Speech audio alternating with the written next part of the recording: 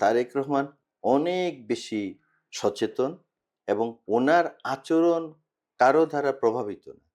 তবে উনার সবচেয়ে বড় প্রভাব উনার মধ্যে যে দেখতে পাচ্ছি গত কিছুদিন উনি যে বাংলাদেশে এসেছেন, তাছাড়া দীর্ঘদিন যাবৎ উনি ইয়েতে লন্ডনে ছিলেন, তখন উনার সাথে যে আমার যোগাযোগ হয়েছে বা উনার সাথে যখন দেখা সাক্ষাৎ হয়েছে বা উনি তখন যেভাবে আচরণ করতেন তাতেও কিন্তু মডেস্ট তারেক রহমানকে দেখেছি।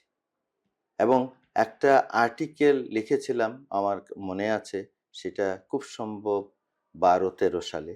আর্টিকেলটা ছিল আহ, শহীদ রাষ্ট্রপতি মুক্তিযোদ্ধা জিয়াউর রহমান, আহ, দেশনেত্রী গণতন্ত্রের প্রবক্তা খালেদা জিয়া এবং বর্তমান প্রজন্মের অহংকার তারেক রহমান।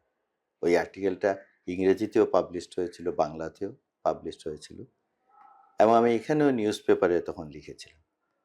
আমার কাছে মনে হয়েছে এটা পারিবারিকভাবেই তারেক রহমান একজন মডেস্ট ব্যক্তি। তাকে যখন এখানে নির্যাতন করা হয়েছে, এটা নির্যাতনের সীমা ছিল না ওনার উপর।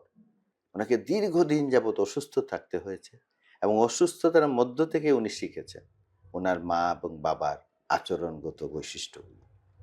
জিয়াউর রহমানের সাথে ওনার মিল হলো এই জন্যই যে দেখবেন যে তারেক রহমান জিয়াউর রহমানের প্রথম ছেলে এবং জিয়াউর রহমান ওনাকে, মরহুম রাষ্ট্রপতি ওনাকে শিখিয়েছেন যখন উনি বলেছেন ওনার 1200 টাকা বেতন পেতেন,